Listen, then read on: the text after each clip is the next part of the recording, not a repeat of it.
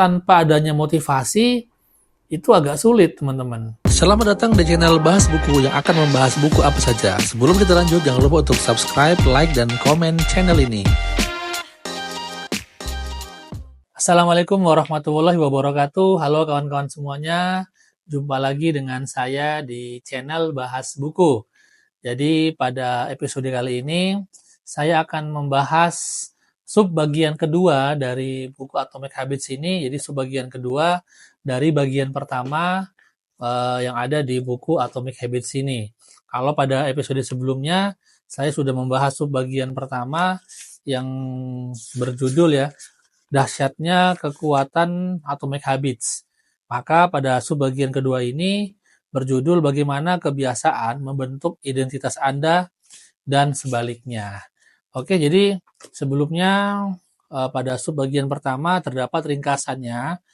Di antaranya adalah kebiasaan adalah bunga majemuk dalam proses perbaikan diri menjadi 1% lebih baik setiap hari ikut berperan dalam kemajuan besar jangka panjang.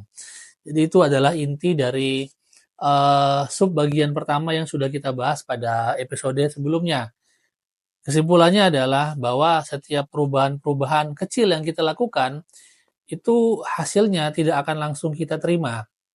Tapi apabila kita lakukan sebuah kebiasaan, perubahan-perubahan kecil setiap hari, dan itu dilakukan secara berkesinambungan, secara kontinu, secara konsisten, maka dalam setahun atau 2 tahun kita akan lihat hasil yang luar biasa. Nah, sebagai contoh, ketika kita ingin merubah kebiasaan kita dalam hal kesehatan ya, atau dalam hal kekuatan fisik mungkin ya. Hari ini kita mulai melakukan kebiasaan push up sehari mungkin 2 kali push up. Nah, dalam sekali push up kita itu 10 kali ya, 10 kali naik turun push up. Nah, kalau kita lakukan hal itu setiap hari, mungkin dalam seminggu, dalam 2 minggu, kita belum melihat hasilnya. Tapi kalau kita terus lakukan itu secara kontinu, secara konsisten, nanti akan terlihat hasilnya mungkin dalam sebulan, 2 bulan, atau mungkin dalam setahun. Tapi hasilnya tetap akan terlihat. Nah, itu adalah kebiasaan-kebiasaan kecil ya, mungkin yang sering kita tidak sadari atau kita sering anggap itu adalah hal yang remeh. Tapi kalau kita lakukan hal itu, kita akan mendapatkan hasil yang besar. Oke, baik. Jadi kita akan masuk pada subbagian kedua yang berjudul bagaimana kebiasaan membentuk identitas Anda dan sebaliknya. Baik, jadi pada subbagian kedua di halaman 36 di sini terdapat sebuah gambar ya. Gambar yang seperti ini. Jadi ini adalah sebuah gambar ilustrasi yang menggambarkan 3 lapisan perubahan perilaku yang terdiri dari perubahan pada hasil, perubahan pada proses, dan perubahan dalam identitas. Nah, di sini tertulis juga di bawah gambar ini, kesalahan pertama kita adalah berusaha mengubah sesuatu tapi salah sasaran. Untuk memahami apa yang saya maksudkan, pertimbangkan ada 3 lapisan tempat perubahan dapat terjadi. Anda bisa membayangkannya seperti lapisan-lapisan dalam sebutir bawang.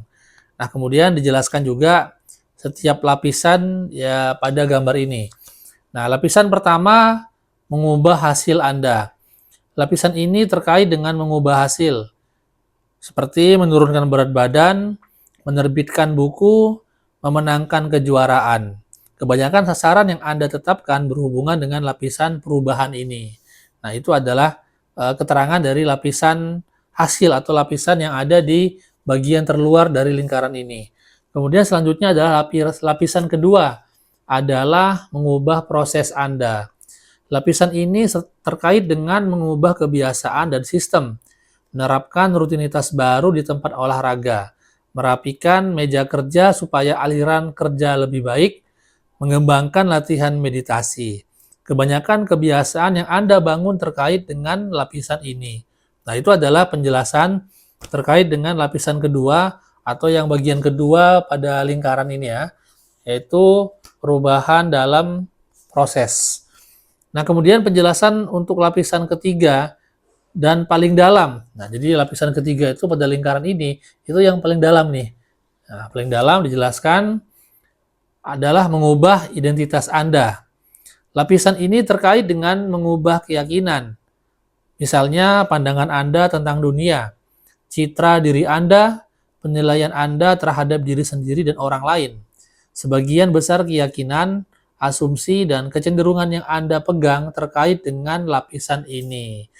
Baik teman-teman, jadi itu adalah penjelasan dari ketiga lapisan perubahan pada gambar ini ya. Jadi kalau bisa saya simpulkan bahwasanya pada lapisan perubahan yang pertama atau yang paling luar adalah lapisan hasil, itu adalah lapisan yang terkait dengan hal-hal yang kita tuju atau sasaran yang sudah kita tentukan di awal. Umpamanya kita ingin menjadi seorang penulis buku terkenal. Nah, hasilnya adalah buku yang sudah kita tulis. Nah, itulah yang dinamakan oleh pengarang buku ini, James Clear, adalah lapisan perubahan yang berfokus pada hasil. Jadi, perubahan itu terjadi pada hasil yang sudah kita dapatkan ketika kita sudah menentukan di awal apa hasil atau sasaran yang kita tuju.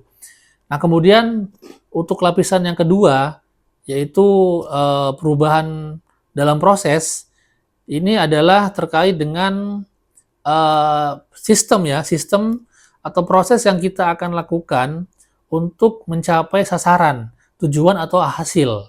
Nah, untuk mencapai sasaran atau hasil itu, maka itu dibutuhkan proses-proses yang harus kita lakukan. Seperti kalau kita ingin mendapatkan kejuaraan, kita ingin memenangkan suatu kejuaraan olahraga, contohnya adalah bulu tangkis. Nah, untuk bisa menjadi juara dalam pertandingan bulu tangkis, maka kita harus melakukan latihan-latihan. Nah, latihan itu harus kita lakukan secara disiplin, secara maksimal, agar kita bisa mendapatkan hasil yang sesuai apa yang kita harapkan. Nah, proses-proses itulah yang dinamakan perubahan pada proses. Mungkin kalau kita tidak menentukan atau tidak berekspektasi tentang apa hasil yang akan kita tuju, nah mungkin proses itu tidak akan terjadi. Nah, tapi karena kita sudah memiliki ekspektasi, telah memiliki sasaran, tujuan, yaitu berupa kemenangan dalam kejuaraan, maka kita berusaha, berjuang untuk melakukan setiap langkah, tahapan, ataupun proses agar kita bisa mendapatkan hasil atau kemenangan yang kita ekspektasikan, yang kita harapkan tadi. Nah, itulah yang disebut dengan lapisan perubahan pada prosesnya, ya, atau pada sistemnya. Nah, kemudian untuk lapisan yang ketiga atau yang paling dalam itu adalah terkait dengan identitas. Nah, di sini yang dimasukkan dengan identitas adalah bagaimana keyakinan atau pandangan kita terhadap sesuatu yang kita tuju, yang kita inginkan hasil yang terbaik. Seperti tadi ya, kalau saya lanjutkan atau kalau saya kaitkan dengan kejuaraan bulu tangkis. Nah, kita untuk mendapatkan hasil yang terbaik berupa kemenangan, maka kita lakukan proses-prosesnya berupa latihan. Nah, tetapi sebelum itu, kita juga harus menunjukkan identitas diri kita, bahwasanya kita adalah seorang atlet bulu tangkis, dan kita mampu untuk mengikuti kejuaraan itu. Nah, kalau kita sudah menentukan, kita sudah menunjukkan apa identitas kita sebagai atlet bulu tangkis, maka yang harus dilakukan adalah prosesnya. Supaya apa? Kalau prosesnya kita lakukan, maka kita akan mendapatkan hasilnya. Nah, identitas itu adalah keyakinan dalam diri kita bahwasanya saya adalah sesuatu yang harus menjalankan proses untuk mendapatkan hasil. Nah, itu adalah lapisan terdalam atau lapisan awal dari gambar atau ilustrasi yang digambarkan oleh penulis buku Atomic Habits ini, teman-teman. Nah, jadi di sini juga dijelaskan bahwa hasil adalah hal-hal yang Anda dapatkan, proses terkait dengan apa yang Anda lakukan, identitas terkait dengan apa yang Anda yakini. Dalam hal membangun kebiasaan-kebiasaan yang tahan lama, membangun sistem perbaikan 1%. Masalahnya bukan bahwa lapisan satu lebih baik atau lebih buruk daripada lapisan lain. Semua tingkat perubahan berguna dengan caranya sendiri-sendiri. Masalahnya ada pada arah perubahan. Nah, jadi memang itu yang sering terjadi ya teman-teman ya. Masalah itu terjadi pada arah perubahan. Jadi kita harus menentukan dulu mau kemana kita. Apakah kita sudah menentukan arah perubahan kita atau apa hasil yang akan kita capai. Kemudian kalau kita sudah menentukan apa hasil yang akan kita capai, apakah juga kita sudah menentukan arah bagaimana proses yang akan dilakukan. Nah, yang paling penting adalah juga apakah kita sudah menetapkan keyakinan pada diri kita bahwa kita mampu, bahwa kita bisa untuk melakukan hal-hal tadi sehingga mencapai hasil yang kita harapkan. Nah, teman-teman juga di halaman selanjutnya ini terdapat gambar seperti ini ya. Jadi ini ada dua gambar lingkaran. Ini mirip dengan lingkaran yang sebelumnya, tapi di sini dijelaskan untuk yang pertama kebiasaan berbasis hasil. Nah, di sini ada angka-angka ya. Jadi yang pertama kebiasaan berbasis hasil ini adalah angka nomor 1 atau urutan pertamanya itu dimulai dari lapisan paling luar atau lapisan hasil. Kemudian berlanjut ke lapisan yang kedua, yaitu lapisan proses. Kemudian endingnya adalah ke lapisan ketiga, yaitu lapisan identitas. Itu kalau kebiasaannya berbasis kepada hasil. Nah, untuk gambar berikutnya, lingkaran berikutnya, itu apabila kebiasaan berbasis identitas. Jadi, proses atau alurnya adalah dia dimulai dari identitas. Nomor satunya dimulai dari identitas, kemudian dia berlanjut ke lingkaran yang selanjutnya adalah proses yang nomor 2, dan dia endingnya adalah pada lingkaran yang paling luar, yaitu hasil. Nah, keterangan di gambar ini adalah dengan kebiasaan berbasis hasil, kita berfokus pada hal yang ingin kita raih. Dengan kebiasaan berbasis identitas, kita berfokus pada kita ingin menjadi sosok seperti apa. Nah, itu bedanya. Memang kalau kita menggunakan melakukan sesuatu dan fokus kita adalah kepada hasil, maka ya sudah kita menggunakan cara pandang kita itu atau tujuan apa yang kita pikirkan itu adalah bagaimana hasilnya saya bisa mendapatkan hasil yang terbaik. Nah, kalau kita menggunakan kebiasaan itu berbasis identitas adalah kita berfokus pada nanti kalau saya sudah mendapatkan hasil itu, kira-kira saya akan menjadi orang yang seperti apa. Nah, kita bukan lagi berfokus kepada hasil, tapi kita akan berfokus kepada diri kita.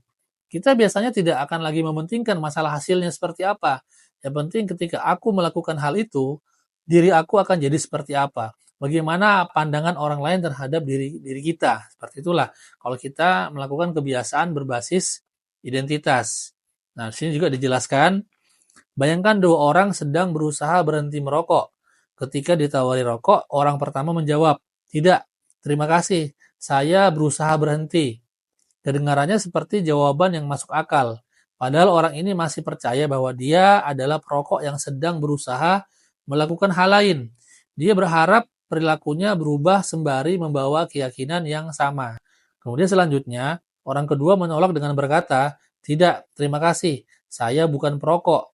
Nah, itu perbedaan kecil, tapi pernyataan ini mengisyaratkan perubahan identitas. Merokok adalah bagian dalam kehidupan lama, bukan kehidupan saat ini.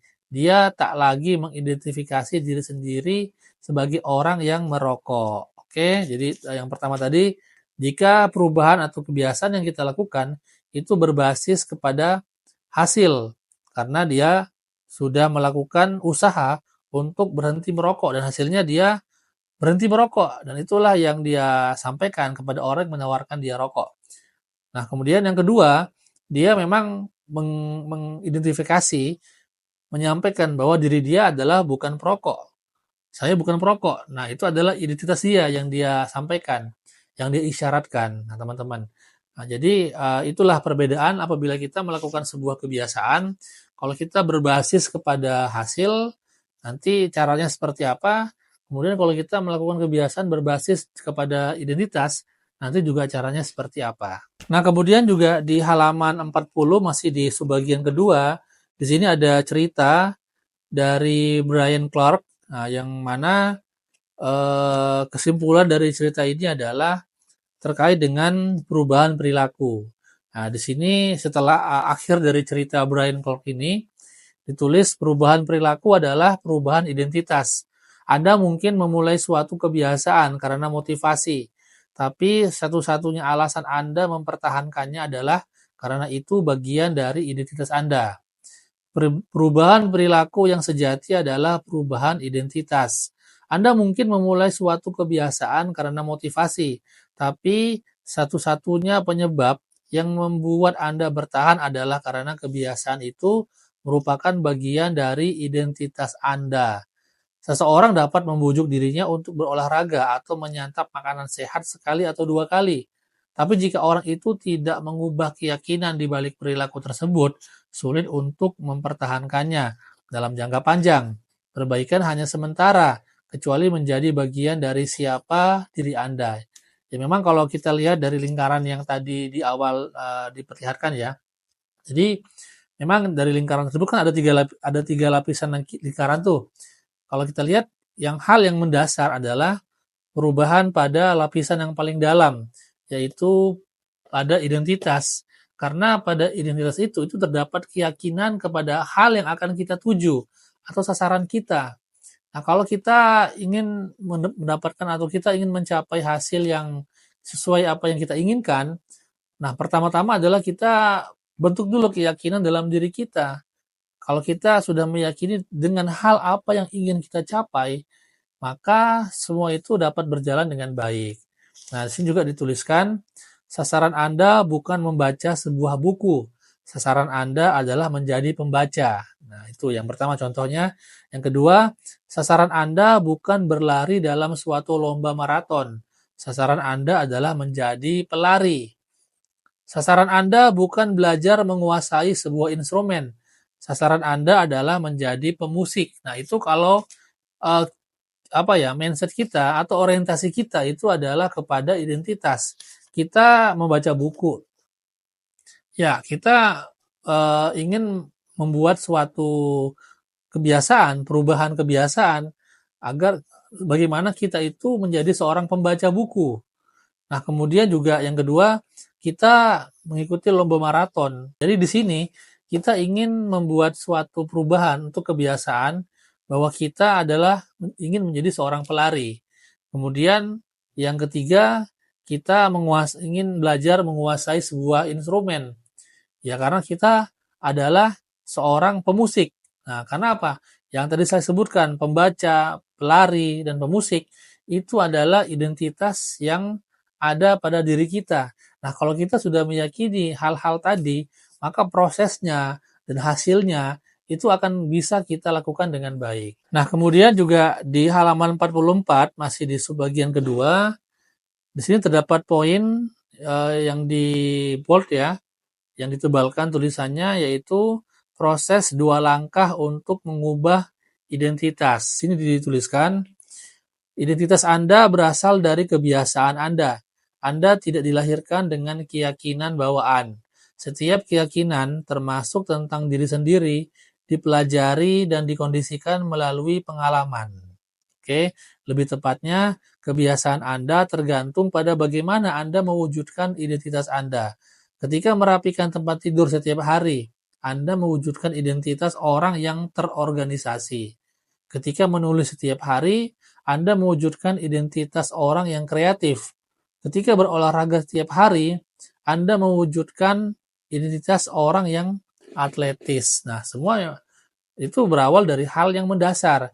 Nah, hal yang mendasar adalah identitas. Kalau kita ingin memulai sesuatu, maka yaitu yang tertanam dalam diri kita bahwasanya saya adalah sesuatu atau bagian dari sesuatu itu.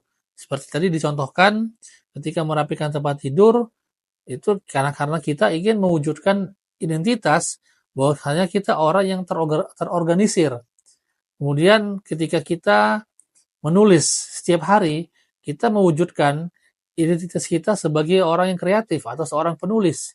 Dan juga ketika kita berolahraga setiap hari, kita ingin mewujudkan identitas bahwasanya kita adalah orang yang atletis. Nah, tadi penulis, orang yang berorganisasi dan juga atletis, itu adalah identitas yang ada atau yang melekat pada diri kita. Nah, itulah yang pertama harus kita bentuk dulu. Oke. Nah, lalu seperti apa proses 2 langkah untuk mengubah identitas? Di dalam buku ini dituliskan proses 2 langkah yang sederhana. Yang pertama adalah putuskan tipe orang yang Anda cita-citakan. Yang kedua, buktikan pada diri sendiri dengan kemenangan-kemenangan kecil. Nah, sini penjelasannya adalah pertama, putuskan tipe orang seperti apa yang Anda cita-citakan. Ini ada di tingkat manapun, sebagai individu, sebagai tim, sebagai komunitas, sebagai bangsa. Apa yang ingin Anda bela? Apa prinsip-prinsip dan nilai-nilai Anda? Ingin menjadi orang seperti apakah Anda? Nah, ini pertanyaan-pertanyaan besar. Dan banyak orang tidak yakin harus mulai dari mana, tapi mereka sungguh tahu hasil macam apa yang mereka inginkan. Seperti mendapatkan perut dan dada sispek atau kurang mudah cemas atau melipat gandakan pendapatan. Itu bagus. Mulai saja di situ dan runut ke belakang dari hasil-hasil yang Anda inginkan ke tipe orang yang Anda inginkan untuk mendapatkan hasil-hasil tersebut. Tanyakan pada diri sendiri, siapa tipe orang yang dapat memberikan hasil yang saya inginkan? Siapa tipe orang yang mampu menurunkan bobot 20 kg? Siapa tipe orang yang berhasil menguasai bahasa baru? Dan siapa tipe orang yang berhasil menjalankan usaha rintisan yang sukses? Nah, sebagai contoh, siapa tipe orang yang berhasil menulis buku? Mungkin dia sosok yang konsisten dan dapat diandalkan. Sekarang fokus Anda beralih dari menulis buku atau berbasis hasil menjadi tipe orang yang konsisten dan andal, yaitu berbasis identitas. Nah, itu adalah tadi contoh ya, kalau kita ingin mendapatkan proses atau membuat proses bagaimana 2 langkah sederhana itu, ya kita harus menentukan dulu, putuskan tipe orang seperti apa yang kita inginkan.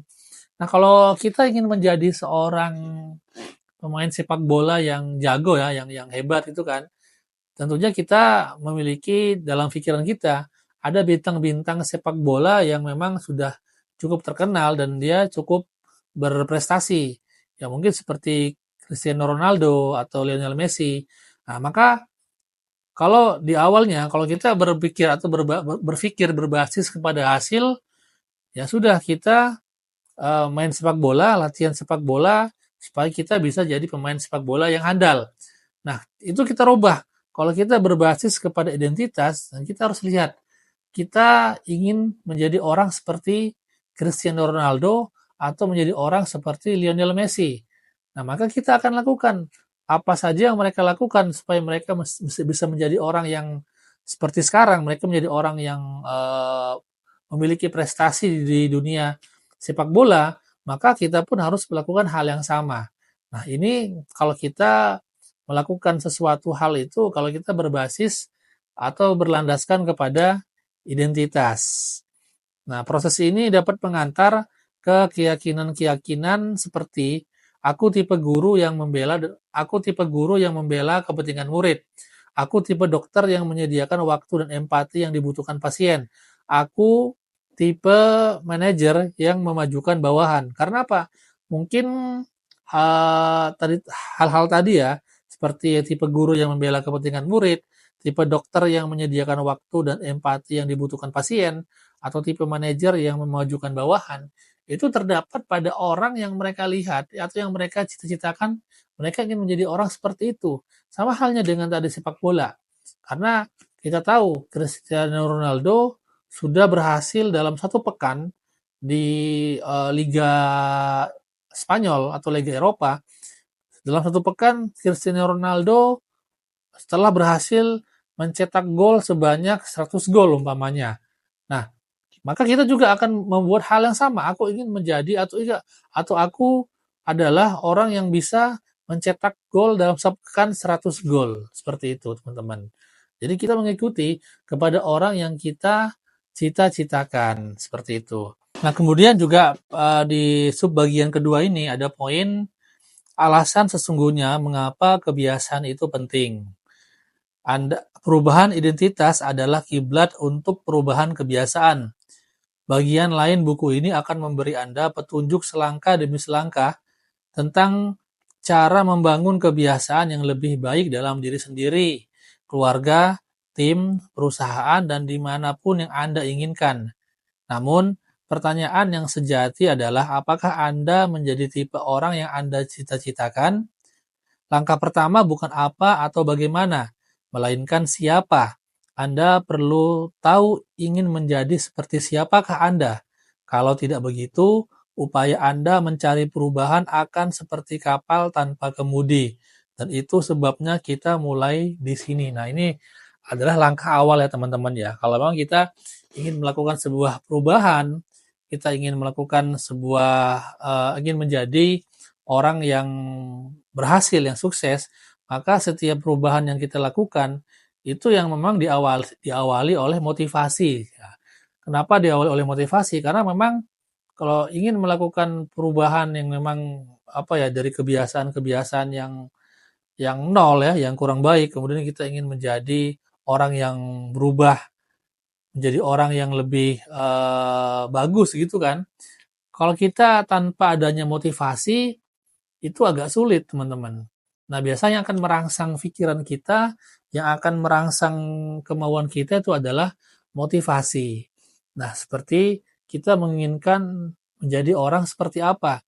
Kalau pandangan kita adalah kita ingin menjadi seorang atlet sepak bola, maka kita harus memiliki motivasinya kita ingin menjadi seperti siapa.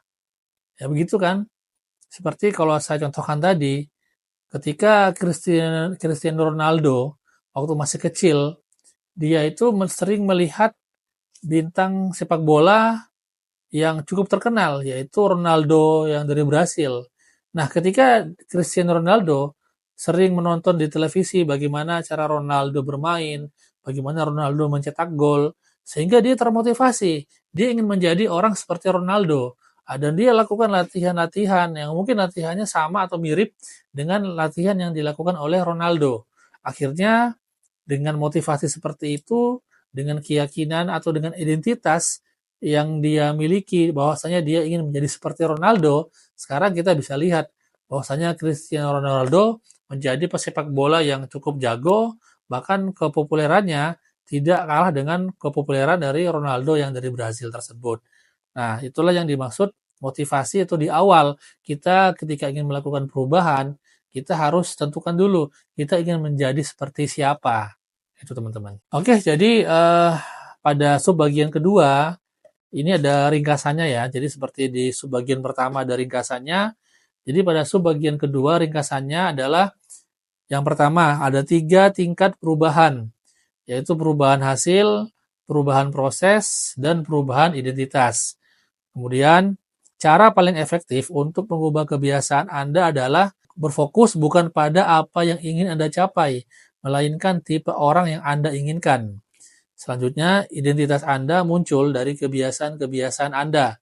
Setiap aksi sama seperti suara dukungan untuk tipe orang yang Anda inginkan. Selanjutnya, menjadi versi terbaik diri Anda menuntut Anda terus-menerus mengedit keyakinan-keyakinan Anda dan meningkatkan serta memperluas identitas Anda. Dan yang terakhir, alasan utama kebiasaan itu penting bukan karena memberi Anda hasil-hasil yang lebih baik, meskipun bisa, tetapi karena kebiasaan dapat mengubah keyakinan tentang diri sendiri. Nah, teman-teman, jadi tadi itu adalah yang tertulis di dalam sub bagian kedua dari bagian pertama di buku Atomic Habits ini. Nah, teman-teman kalau mungkin ya ingin membaca secara detail lagi buku Atomic Habits ini yang ada di bagian atau di sub bagian kedua yang tadi sudah aku bacakan, kemudian juga aku sedikit memberikan kesimpulan-kesimpulan dari sudut pandangku sendiri. Mungkin teman-teman penasaran seperti apa sih detailnya atau isi lengkapnya dari bagian yang sudah aku bacakan tadi. Teman-teman nanti bisa beli buku ini. Untuk link pembeliannya nanti aku cantumkan di deskripsi video ini. Nah, teman-teman kalau suka langsung aja bisa diklik link itu dan beli di link yang aku sudah cantumkan di deskripsi video. Baik, teman-teman. Jadi terima kasih sudah menonton video ini dari awal hingga selesai. Semoga apa yang tadi sudah aku bahas ya, aku bacakan di dalam buku Atomic Habits pada sub bagian kedua, bagian pertama dari Atomic Habits ini, semoga itu bisa memberikan manfaat, terutama buat diri aku sendiri ya, dan juga bisa memberikan manfaat buat teman-teman yang menonton video ini. Jadi sekali lagi aku ingin sampaikan dalam program ini atau dalam channel ini, aku bukan untuk menggurui siapapun yang menonton video ini.